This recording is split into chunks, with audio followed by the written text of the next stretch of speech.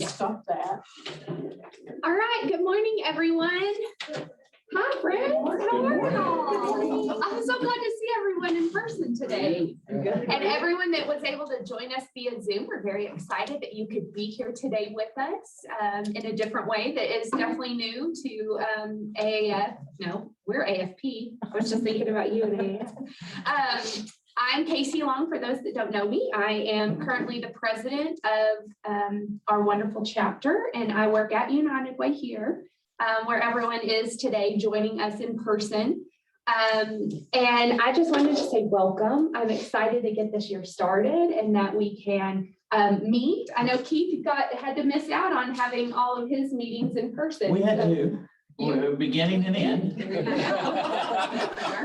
Bookmarks. That's good. Exactly. Bookmarks on a good there.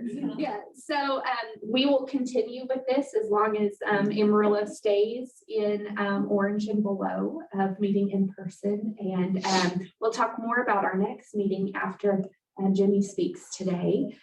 Right now, I want to go around and have everyone just introduce themselves. I know that y'all won't be able to see the people that are here today, but you'll be able to hear their voices. So I'll start with Catherine.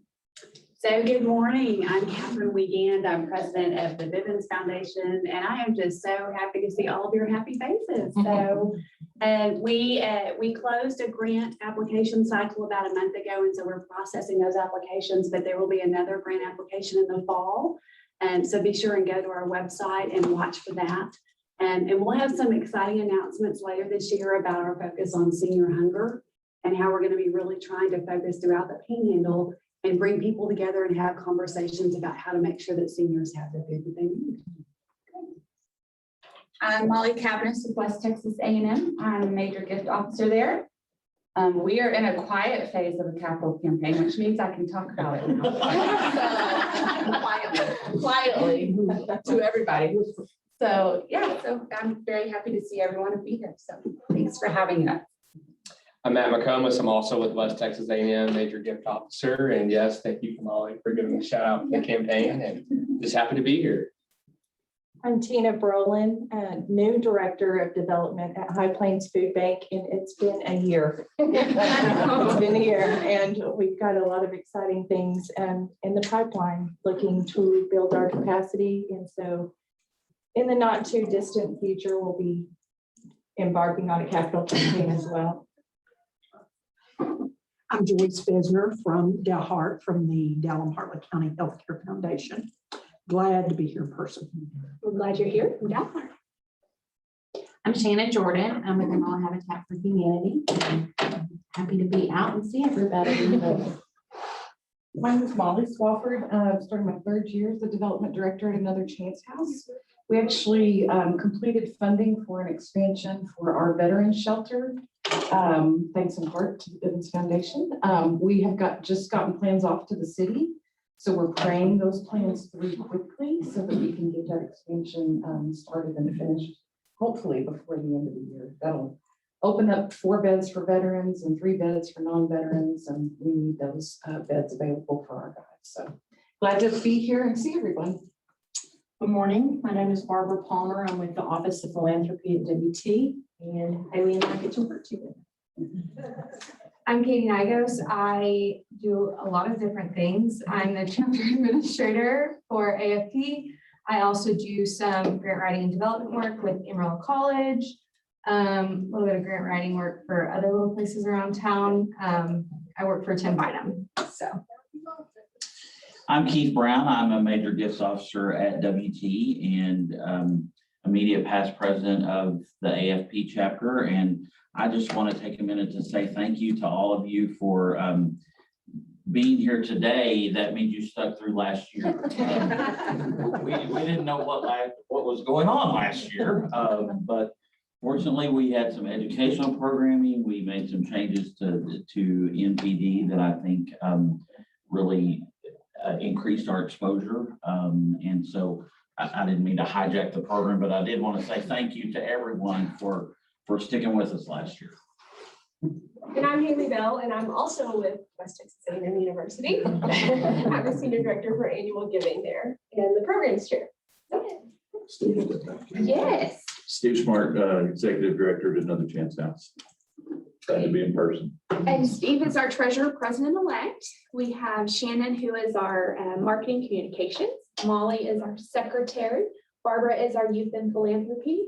Keith, immediate past president, and Haley told y'all she's programming and education. So we've got a good group of our board members today. So I see that everyone's kind of not sharing their screen and muted, but I think I know most of them. We've got Joyce Nye over at Catholic Charities. Hi, Joyce. How are you?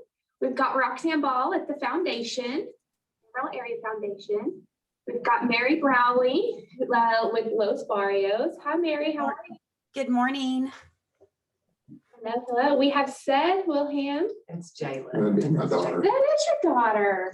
She's our newest colleague. She's hiding. We're glad you're here to watch your dad speak. I love that. And Stephanie, I don't know which Stephanie this is. If it's Stephanie Goins, not for sure.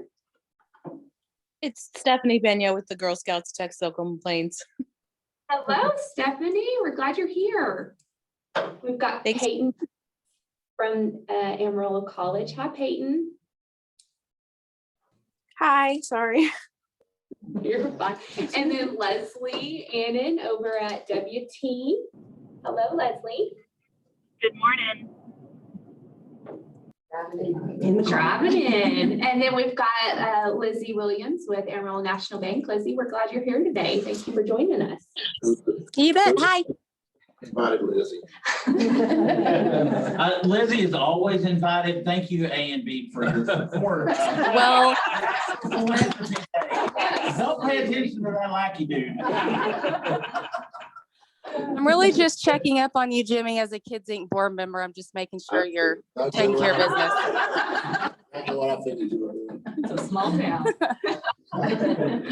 Well, again, thank you all for being here. I'm going to go ahead and let Haley introduce Jimmy and we'll get on with our programming.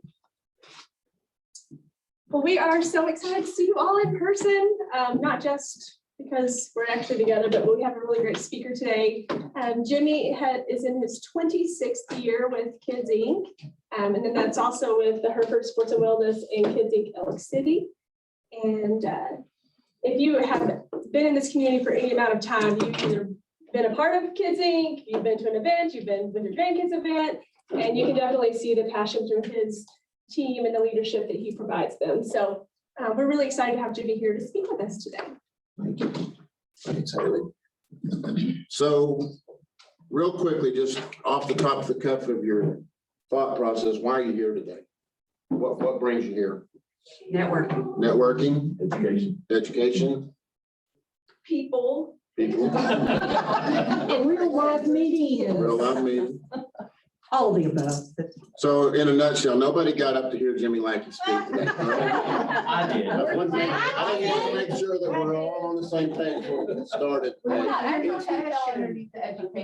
offense taken. I wouldn't get up for it either, but let me tell you, when Haley asked me to do this immediately, and I knew what I was going to be, the group I was going to be talking to and having a chat with this morning, I told her, I said, I think if you want a title, she wanted a title for my presentation. I said, let's just go with loyalty and passion have served me well. And I'll take it from there and I'll kind of spin off from there. But I want to make sure that we get started this morning I really want this to be a discussion.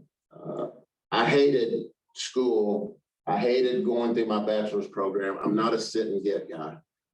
I don't like to just sit and listen to somebody talk. It doesn't work for me. I've got to interact with people. That's how I function. That's what juices me, is hearing from other people. When I went to do my master's program, I went to my first class thinking, oh, why am I doing this? Kind of felt pressured. Keith knows. When you work at the university, I worked at WT for 13 years. I worked in housing for 6, and then I was executive director of the Alumni Association for 7. Never thought I would leave WT. Loved what I did, absolutely. Bled maroon every day I got up, I still do. I'm extremely passionate about that university. And in this very room right here, Barbara was here. Several friends of mine were here. We were coming back from a United Way trip to Santa Fe, where we'd gone to do our loan executive training and all that stuff. I was the loan executive from the university at the time. And Susan Gilmore, who was a dear friend of mine and was the executive director here, Said, can you stay for a minute? And I said, sure. She pulled me in her office across the hall here. And she said, hey, there's a job open here in town. I'm not looking for a job. I'm not looking for a job. She goes, listen to me. She said, what is your number one passion? I said, sports. She goes, this is about sports. She goes, what's your second passion? I said, working with young people. She goes, this is young people. Okay, what do you got going on here? So she told me about this job opening at Kids Inc. And so I started doing a little research and sat down and thought about it for a while. I didn't want to tell anybody at the university, you know how sometimes that works. And I just didn't want anybody to know. And I said, how can I go through this process with complete anonymity until they come to me and say, we're real serious. Other than that, I don't want anybody to know about this. And she said, I can make that happen. And she did. So I went through the process. I go to my first meeting with the search committee, and there were 6 board members on the committee. We sat down and I started asking them questions about, you know, Mr. Farley and how this all got started. And I said, what are you doing for your 50th anniversary? And they all just looked at me like bumps on logs. They had no clue. I said, you don't know. I said, this was in early October. And they had no clue that they were in the end portion of their 50th anniversary. Like an organization 50 years old and you didn't celebrate that? So we'll hire me and we'll do something when we turn 60. So we got to talking more, and then one of the board members said, why do you keep throwing Mr. Farley's name out? And all the other heads turned and looked at him, and I said, well, he started this program. Oh, I didn't know that. Well, I said, let me tell you something. I said, it's going to take a little while because anybody who knows me sees me with a WT on my shoulder. That's what they see. Because I've been passionate about what I do. I went to school there. I grew up in Dumas, Texas. I was a middle of the road kid. I wasn't in the popular group. I ran and did my thing. And if I could do anything in the world, I'd be the lead singer of a band. Has anybody ever seen the Eagles live? Has anybody ever seen them? Okay. Hotel California. Who sings the song? Don Henley. What is he doing while he's singing? Plays the drums. I'm a drummer. I would give anything to be him just for a day. Let me tell you, you don't know how many times we heard him drumming in the warehouse. And I had set drums on the back of the warehouse. Stress relief. I would be anything to be Don Henley for one day. I got to see him last March, a week before the COVID stuff really started. And I just told him, I said, you got to be passionate about what you do. So let me tell you something. I can sell kids, sports, and a man named Cal Farley all day long. All day long. Because in this climate, in our environment here, sports and culture here, it's huge. I said, it's got to be packaged right. And our program and the way our mission center is, we're all about kids. We're not about trying to create the next NFL player. You know, our job is to find an avenue for a kid to go get some activity, interact with others, learn to win, learn to lose. I think, you know, when you win, and when you lose, you learn. And so those are the things that we put in place. We officed right down the street. We were at the corner of 8th and Adams in that little building that says Bugs Bunny on it down there. My office was about an 8 by 12 cinder block room, and I'm not lying. My father-in-law came up and there's a crack in the wall that you could see outside onto 8th Street. It was pretty dismal. And if you looked at my job description when they hired me, it was a to-do list. It really wasn't a job description. And at the top of the list was get us out of this building. We've got to go do something different. Well, they wanted a big building with all these gyms and all this stuff. And I said, I don't know if that's feasible right now. And it was about the second board meeting I had. And they said, why would you say that? And I said, well, I've talked to the people that I know in town that are probably going to be the ones we're going to go to ask for that kind of money. And I don't think there's a support system for it right now. And they said, why not? Well, we were paying the school at that time. We were paying the school district $8 an hour to rent a gym. I can't build a building for $8 an hour. Can't do it. We pay $22 an hour today, and we couldn't build a building for $22 an hour unless it's fully paid for. I'm not interested. If that's the direction y'all want to go, count me out. And so I talked them off the cliff on that one. And you know, everything we've done to this point in time, we do, and we pay up front. And we did the warehouse project, we've done the sportsplex, we've done facilities in our other building, and everything's paid for. It's all the money's raised before we scratch dirt once. And it all goes back to, can you sell things and can you be passionate about what you do? And loyalty is a big part of it too. I'm an extremely loyal person. I'll believe in you all day long until you give me a reason otherwise. And then if we ever get to that line in the sand, it's iffy because I give you my full trust and I'll give you everything I have. And I've been extremely passionate about Kids Inc. since the day I got there. And it took me a good 2 to 3 years to shake that WT off my shoulder, because I still 10 years into the job would have people go, so you do this over here on the side, but you still work at WT. And I'm like, no, I've been off WT for 10 years. People don't understand. And so we got into this discussion about fundraising in my interview, and that's where I want to go with this. And I want to hear some of you tell me, who's your fundraising mentor? You got into this job and you're obviously responsible for raising dollars for your organization. Who's your mentor? Who's somebody that you looked at and said, man, if I could do some things like they did, I think I can do this job? Anybody? Laura Street. Excellent. Charlotte Road. Yeah. Joe Bill Sherry. Joe Bill. Mhm. Betty Howe. I was going to say, I went to the School of Development at Betty Howell. Betty was mine. Betty was a development director when I ran the alumni office. And man, we were Mutt and Jeff together. She was the class and I was the one that followed behind and picked up spoons. And she was the best. At that time, the faculty would have hired her as the president of the university. That's how well thought of she was, because she could just do it all. And she was amazing and taught me so much. And to this day doesn't understand the fact how much she taught me. And she's as good as anybody I've ever been around. The one thing that always stuck with me that we talked about was, if you're running a campaign and you're responsible for going out for that big gift, and I got major gift officers in the room, who makes the first contact with the entity that you're going to see? Is it you or is it your superior? A little of both. A little of both. Yep, that's good. That's good. It has to be. Because I know people that get thrown out on the street that don't have that support. I would never have Stacy, my person that works with us with development, I would never ask her to write a grant if I haven't talked to Catherine in the process.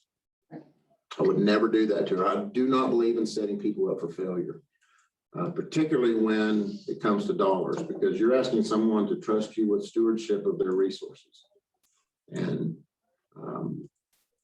there's just no other measure of your credibility in that process when you go through that. And that's got to be a team. That's got to be a team thing from in-house. Everybody's responsible for this particular gift has to all be on board and communicate on a regular basis and make sure that when you communicate to that entity, that you're clear and concise with everything that you do. Going back to the passion, I never dread going to work. I always love getting up, and it's a new day. Barbara's worked with me for several years, and every day is a new day at Kids Inc. There's just no other way to describe it. It's changed over the years. We were very primitive in the beginning. We didn't have a computer one the day I stepped foot in the office. We didn't have a computer one. They did everything by paper out of that little building down there. And I mean, you know, everybody had to come to the office and sign up. And we had a 13 by 13 square foot entrance. On a roster deadline day, we would have 600 people come through the office in a day's time. There's 8 parking places. You know, it was at one corner of a one-way intersection. We called 911 on a regular basis. There were wrecks out there all the time. And there was a race to see who got to the window first. But, you know, you remember that, and then you begin to appreciate where you are. And my staff, I don't guess there's a single staff member now that I have that ever worked in that building. Kim Killian and Craig Wilfong have been with me for 22 years. We were moving the month that they came on board to the warehouse. So we didn't finish that project. But I love going to work. And most importantly, I genuinely, and I mean this, and Barbara knows this, I genuinely love and care about the people I work with. That's part of the passion part of it is. Do we always agree? Absolutely not. Am I always right? Absolutely not. My staff knows the worst question that they can hear from me during a staff meeting is, am I? So they know when I say, am I? That means, am I the smartest person in the room today? Because if I'm not hearing any feedback and I'm not hearing any ideas coming back, I need to go get in another room because I'm not that smart. I need to go find me another room full of people and ask questions and hear some feedback from them. I'm a big believer in giving credit where credit's due. I don't need all the credit. I get to be the figurehead. I get to be the one that's in front of us, a news camera from time to time. I get all that. I understand the responsibility that goes with that. But dadgum, give credit where credit's due. I worked for an individual one time and I worked with a great team. I mean, a great team. And I was at WT at the time, and it was in housing. And our boss was really good at facilitating the process and getting ideas on the table. And then, man, I had some great colleagues, and they would come up with the best solutions and the best processes to go with to implement these things. And they'd come up with new ideas, and we'd go to the table, and then they would get implemented. But our boss always took the credit for it. Kerry Rogers might have been the one over there that came up with the idea. And Keith, you know what I'm talking about. Dadgum, give credit where credit's due. That's how you build your team up. You build people and you build them around, and then they want to work with you and they want to do more. But give them the credit, because one thing I put at the beginning of this is I said, in order to achieve personal, and this is the only thing I'm going to read to y'all, in order to achieve personal and or professional success of any measure, I believe it's critical to be deeply passionate in what you do. Professionally speaking, loyalty is a fading attribute these days. Everyone is always looking for the next big thing. Well, you're never going to build loyalty within your group if you don't give them credit for what they do. It's never going to happen. I think my staff, I don't guess Stacy's in today, I would ask her directly, but my staff will tell you I'm not a micromanager. I do not want to be a micromanager. There are certain aspects of the business that I have to know about daily, particularly numbers. But outside of that, I'm not a micromanager. I've hired you to handle this area, and you keep me engaged in what's going on. If we go to a staff meeting and I'm the one that says the least, that's been a good staff meeting. Because that means everybody's doing what needs to be done and they're feeding me the information that I need to know. The wheel's turning, it's greased and it's well oiled. And that's good enough for me, because I just don't believe in breathing down people's necks and honing in on what they do. You all know this as well. Nonprofit people, we got to wear a lot of hats. You know, we have to wear a lot of hats. If you notice a little red in my face today, it's not because I went and got tan for y'all. I hung 2 scoreboards in Hereford yesterday. They were 24 foot wide and 10 foot tall, and I worked with our colleagues over there to get that done on a new field that we just got built. And so, you know, we have to wear a lot of hats. Somebody asked me one time, they said, so what is your official title? I said, I'm the chief toilet cleaner here at Kids Inc. Because when we first moved to the warehouse, the toilets were always backing up in jail. My secretary would come to Jimmy. Nobody else is doing. Barbara knows this for a fact. Jill wasn't going in there. And so that's what I did. I just finally said, I'm the chief toilet cleaner at Kids Inc. That's my role. And then it just spans out from there. Talking about loyalty, I've been extremely loyal to 2 companies. I've given them my all. And I don't take a back seat to that. Everything that I've done with the mission and scope of the company in the forefront of what I do. That's what I was hired to do. And my staff has done the very same thing.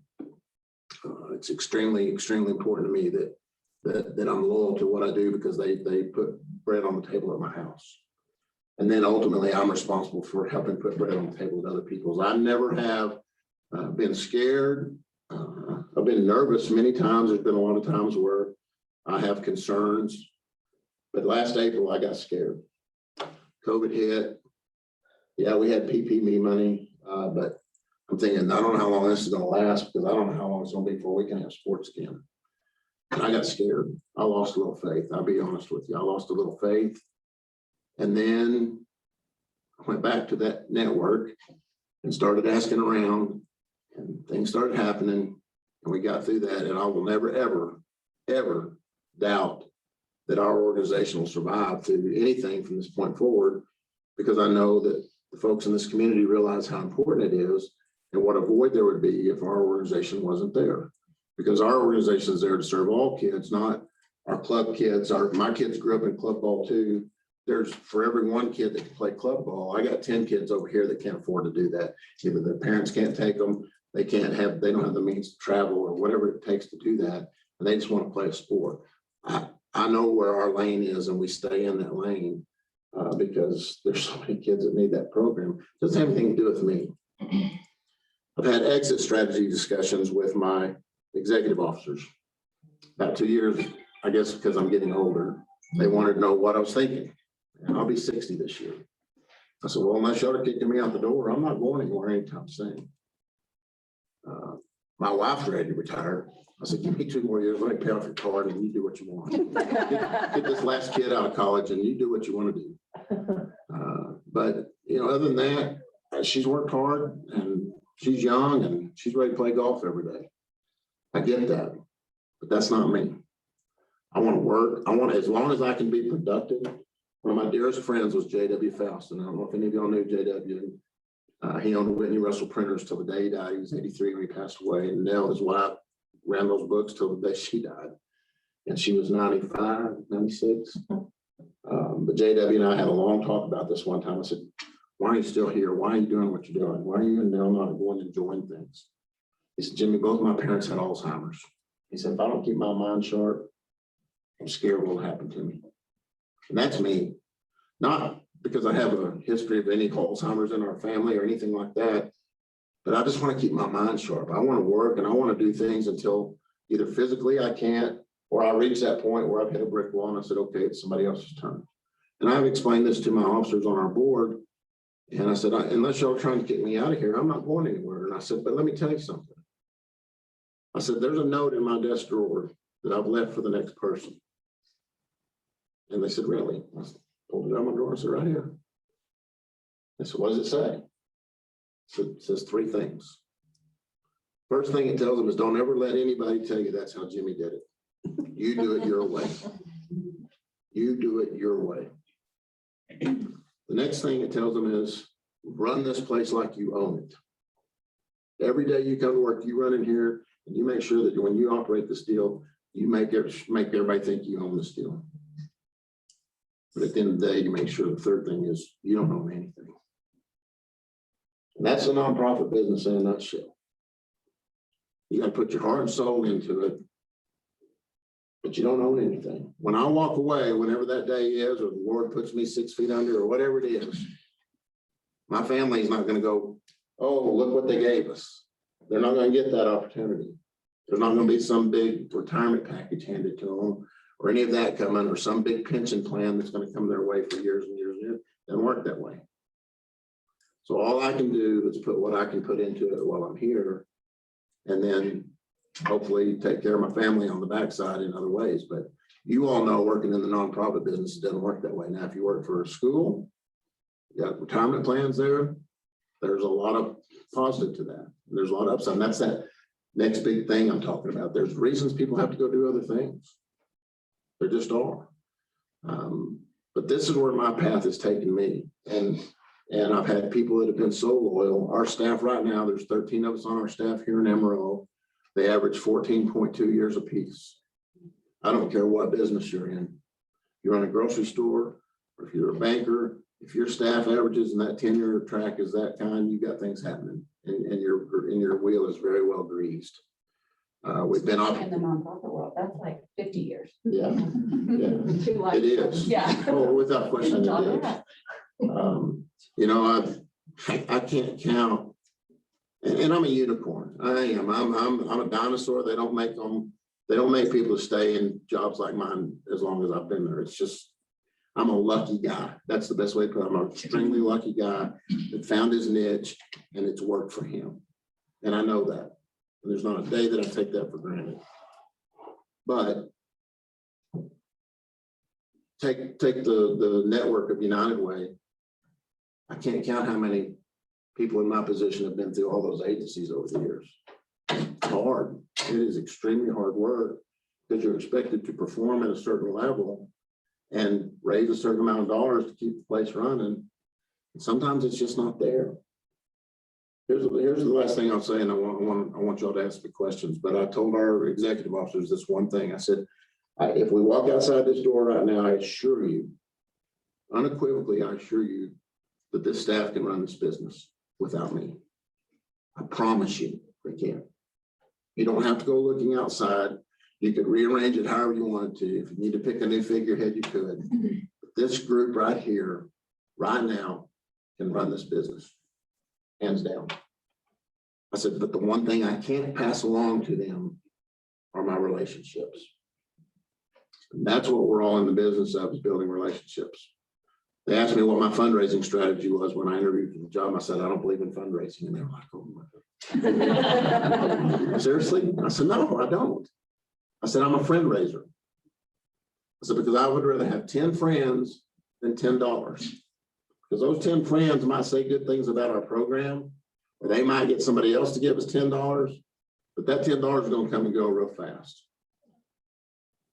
You got to build a network, and you've got to build relationships, and you've got to be true to them, and you've got to make people understand why you're asking for those dollars. And then you've got to make sure they understand that they were spent the way they were supposed to be spent. And that's the one thing that I can't pass along to the next person, because I can't pass along my relationships. They're going to have to build them themselves. But my staff right now unequivocally could run that business. They're going to have to build their own relationships in the development world. And development is people don't understand what we do. They just don't understand. They don't understand how hard it is. Fire questions at me. I'm done talking. Let's talk questions. Jimmy, continuing on that, how have you've established 2 programs outside Amarillo. How have you developed those relationships, and how's that come about? Great question, Keith.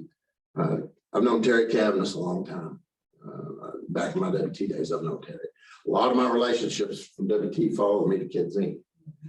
But I've known Terry a long time, and he called me. This was in about 2013, and he called me and said, hey, I've got a group over here, and we're putting some money down, and we think we want to build an indoor soccer arena. Can we come over and look at yours? I said, absolutely. And so he and Mike Malden, who was president of First Financial at the time, and Bob Josser was the mayor, and Rick Hanna was the city manager, came over to visit with Craig and I and tour our facility here. So we got to talking, and I said, is the Y, or do you have a group, or are you going to have the Y run your business on it? And so the Y doesn't want to be a part of it. I said, why not? He said, they're worried about the debt service. I said, well, if you guys right here are involved, there's not going to be any debt service on this building. It's not going to happen if y'all are involved. He said, they just don't want to be a part of it. So I said, well, go back to them again and ask. And I said, if they tell you no again, we'll run it for you. He said, seriously? And I said, yeah, seriously, we can run it for you.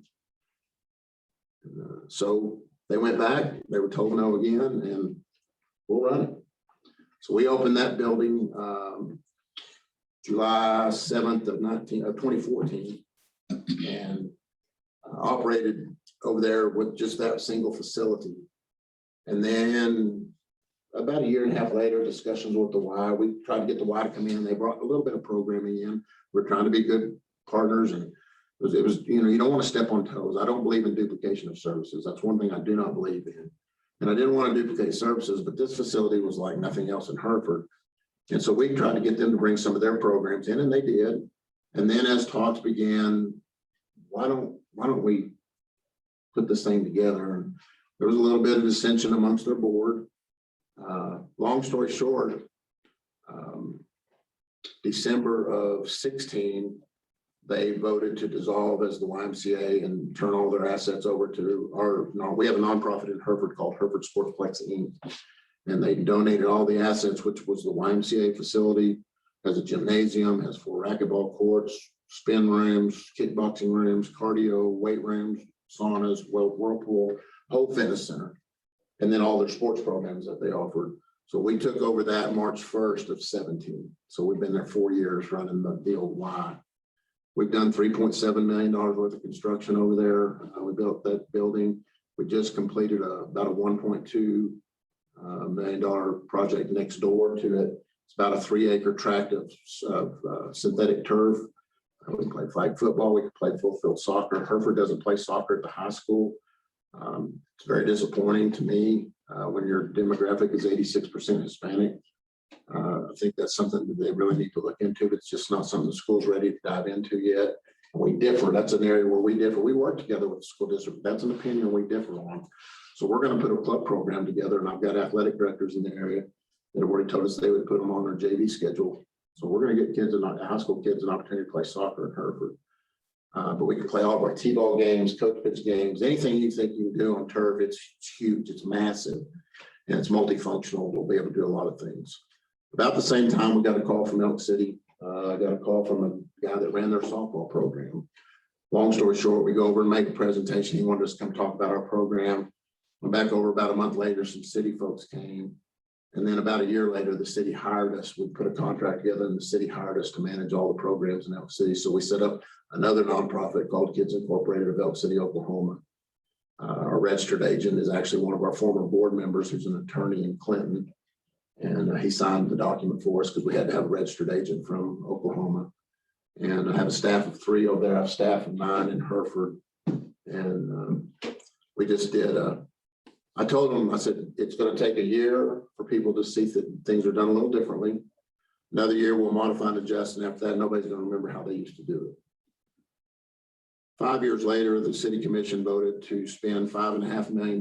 We have 2 very nice baseball and softball complexes, and they both are 5-plexes. So there's 5 fields here, 5 fields here. And they voted to spend $5.5 million to turf those complexes. They're beautiful. They're absolutely beautiful. And on top of that, we added 3 T-ball fields on both sides. So the little kids even have their own fenced in. They look like Field of Dreams. I mean, they're beautiful. Everything's turf. And they did the high school park where they own, where Mr. Duggar, who was one of our beginners too. Mr. Duggar played baseball in that park back in the 30s and 40s. And so that's where their high school team plays, and they did that park. So it's, I mean, this nostalgic park, old red brick built by the WPA, has this beautiful turf field in it. And so not only did they do that, but now we're under construction with a $13.5 million activity center across the street from our complexes that they're building.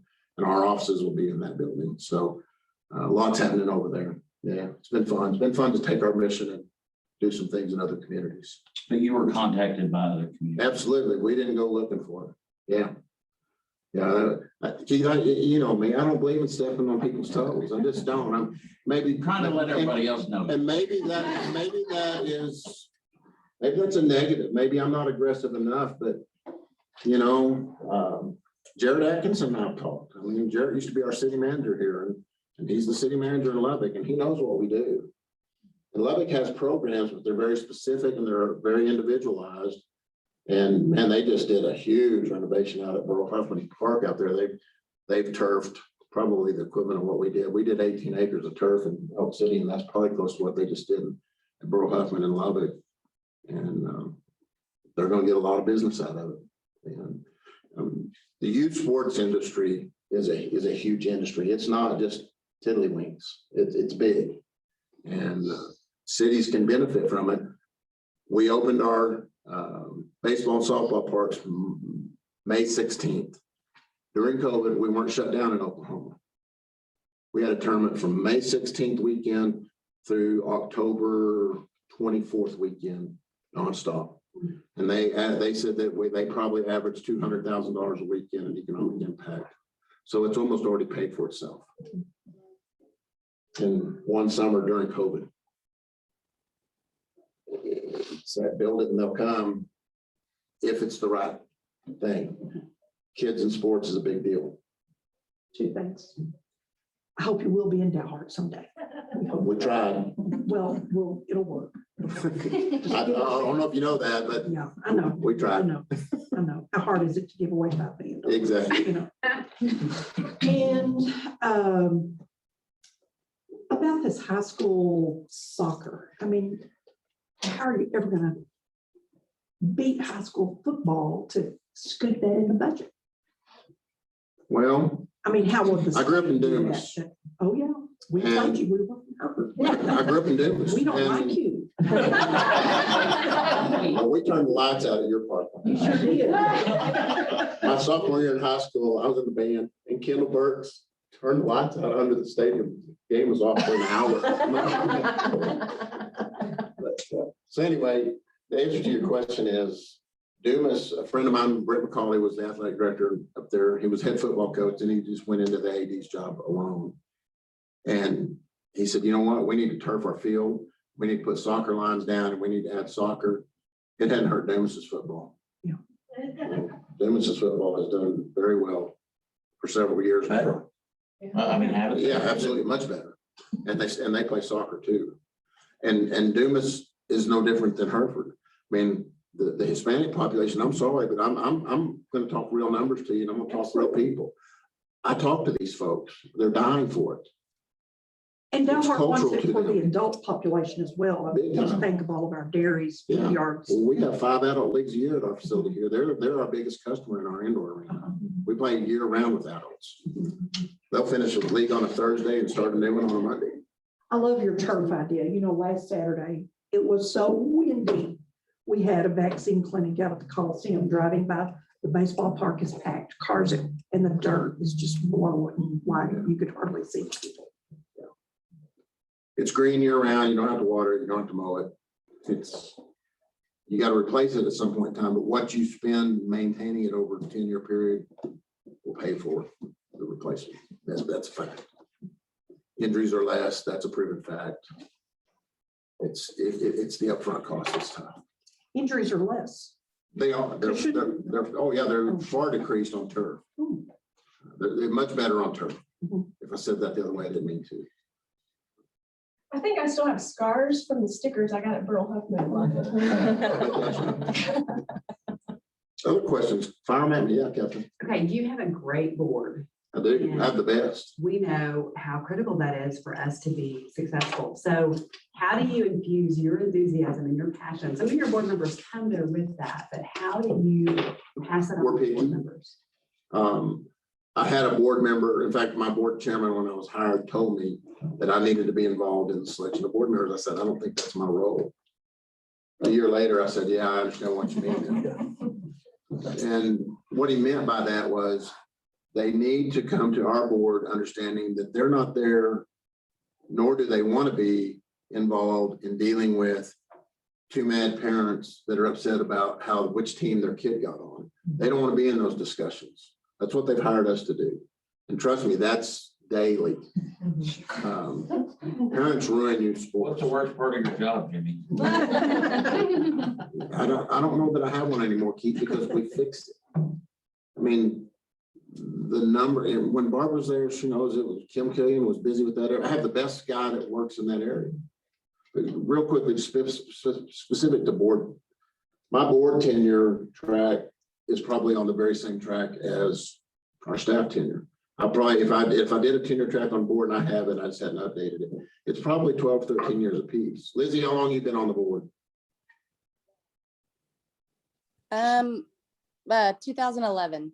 Yeah. And so I don't let them go. I don't want them to go. Lizzie tells me she doesn't want to go. We asked Tall to serve. We had a board position come open and I asked Tall, been wanting on for a long time. I said, it's his turn. She goes, well, I don't want to go. And I said, you're not going anywhere.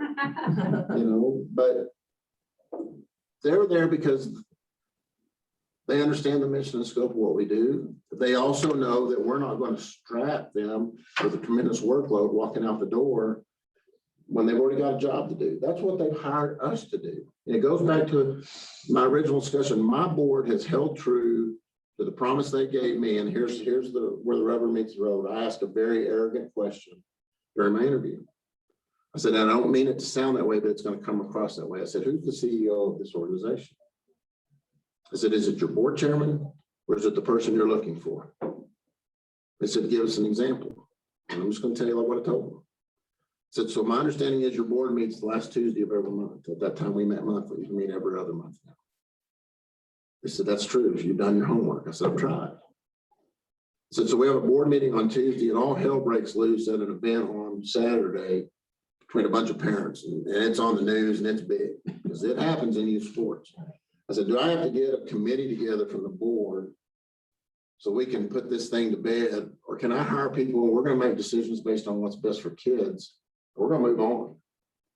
We'll handle those situations as they come along. And I'll hire that staff that can do it. They said, that's what we're looking for. I said, then If you'll give me the latitude to run this business and fire me when I screw it up, then we could probably reach an agreement here. Do not fire my staff. It's not their fault. They're going to take their cues from me. I'm going to give them the direction. So don't blame them for something that goes bad. That falls on me.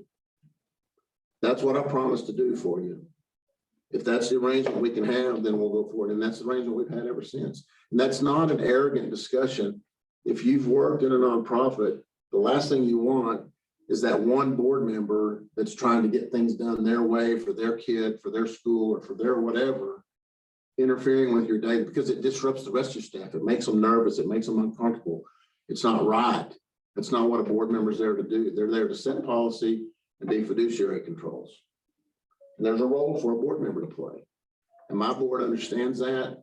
They've been true to me. I think I've been true to them through the years, and it works well for us. I can't say that that works the same for every organization, but it works for us. Lindsay, if you want to pop in on that and add anything to that, if I've misrepresented anything, please do so. I will just say a couple of things. Having served on several different boards in the community, Kids Inc. is unique in the level of participation you can have. And it's just kind of talking about my brother and I, we both have a different set of skills to bring to the board, which is great because the diversity in the skill set is important on any board. But just for an example, when I started I guess that was 10 years ago, I had 3-year-olds at the time. And so I was just getting into Kids Inc. So I was a parent and then I was a coach. And so I brought a different level of participation and involvement without having to be involved with other parents, but you could still kind of, know what was going on around you. I was able to step in at a couple of track meets and help hand out ribbons and things like that. But also the best part of this board, maybe not the best part, but one of the best parts is that we meet every other month, which is great for a volunteer board member. And also the staff at Kids Inc. is so incredible that they have all the hard stuff already taken care of.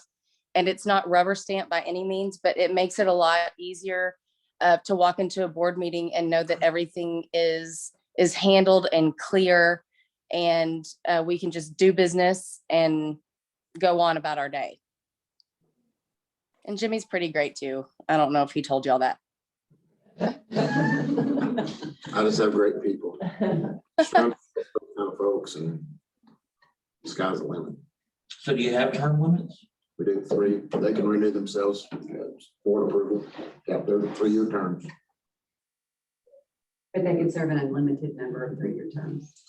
We don't have term limits. Hopefully with staff, that's for staff too. So if not, I'm getting probably done. And I really don't want to be. Other questions? What's your secret to still being innovative when you've got such long tenure in your staff and your board? A lot of organizations run the risk of just going with the flow once you've established what that flow is, and especially in organizations of strong tradition. So how do you just keep being innovative and keep your staff and Steve and I were having this conversation before we started earlier. My daughter's listening in, so she's going to get this now. She's finally going to understand why I do what I do. But at our house, we've got 2 different living areas, and my wife sits in the front room and she watches her Hallmark movies, and that's her room. I don't go in there. I'm in the back room, and a lot of times the TV's on, but I'm really not watching much TV. And if Jayla was unmuted, she would tell you he's got a laptop in his lap all the time. All the time. All the time. And I'm not just pilling around. My wife reads books. I research. I want to know what the youth industry is doing. I want to know from every aspect of what's going on, from economic development to IT, what's happening in technology. Technology is a huge part of what we do. We own our own software. We had our own software developed in 2012 that is our entire sports management system. And we are still adding to it. And we're about at the point in time where we're ready to market it. We'd like to market it to municipalities. We'd like to market it to other amateur sports groups. And it's an all-inclusive program. It allows for online registration, it allows you to schedule your leads, it allows for all your payments. It does everything, and we own the code to it. That's how we were able to set up business in Hereford and Elk City, just like that. I can call my IT guy and say, hey, I need to light up a new database, clear out the tables, paint it maroon for Hereford, and let's go. And in a day, I can be ready to operate in another community on day one. And we did the same thing in Elk City, and unfortunately, I hope nobody from Elk City is listening, but I think some of them would agree, they're brown and white. It's brown and white. Pretty. It is, but we positioned ourselves to be able to do that. But most importantly, I'm such a believer in technology, and I'm a big believer in putting things in my staff's hands that makes their jobs easier. You can work smarter, not harder. And in this day and time, I'm sorry, if you don't keep up with technology in my role, then you're not doing any favors. And we have to wear a lot of hats. A lot of this stuff I do myself. And I can build a website, I can do all that stuff. Self-taught, I can work Adobe Illustrator, I can work Adobe Photoshop, most of the stuff that goes out of our office, I used to create it all. Now I've got a young lady that's better than I am. She was a student intern for 2 years, and I hired her full time, and she's taking care of that for us now. It allows me to do other things. I went through 3 bookkeepers over time, and bookkeepers are hard to keep in the nonprofit sector. When Barbara left, I started doing the books. I did the books for 10 years. Then I hired another bookkeeper, and they stayed 2 years. Guess who's doing the books again? I'm not going to hire that out. I'm not going to pay $50,000 a year with benefits and salary when I can, my secretary and I can do it in 30 minutes. Every day we do it in 30 minutes, if I'm in Hereford, she calls, we talk over the phone, I can log in, enter everything in the system, and our financials are done. Go to Dosher Pickens and see if they're any good or not. They'll tell you they use us as a model. So our books are fine, but that's money that I can spend somewhere else, or I can continue to give my staff raises, which keeps retention rates high. And the one thing that's been non-negotiable with me and our board, particularly since we began, I started this with our officers a long time ago. We pay all of our staff's health insurance, and that's a big plus in this day and time. And you know, that's a raise every year in and of itself, because those rates don't go down. We actually got lucky and had a down year this year. We got a decrease, a pretty sizable one. And so that's probably inflation wise added another 3 or 4 years of non-raise for us in that area, which is unheard of, but COVID helped us in that respect. Anything else? I can talk too long. You get me started on this and you can hear the passion in me. It's not fake. I love what I do. I loved what I did at WT. Never thought I was going to leave there.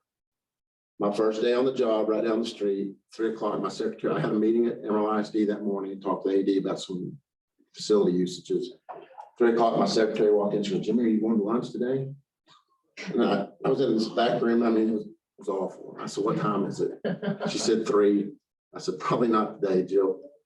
And so I got up and there was this little annex building in the back, and I walked back there and there was about a 4x4 room. And I looked in there and there was an old nasty commode and shower.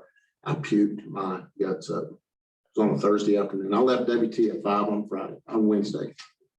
Went to Kids Inc. Got to the office at 6:30, 2 hours before anybody got there, just to walk around, because I hadn't really walked through the building.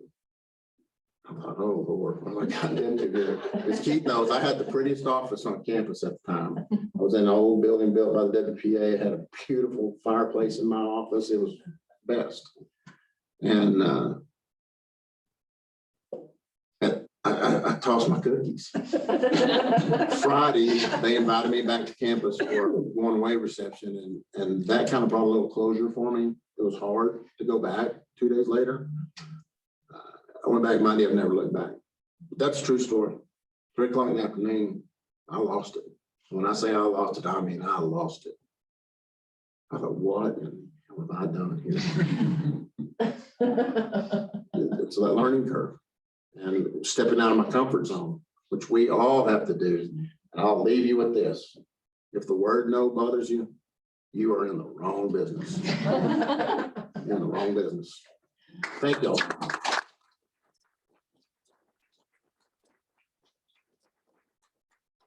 Thank you, Jimmy. We My appreciate pleasure. you. Your My pleasure. candidness. Yeah.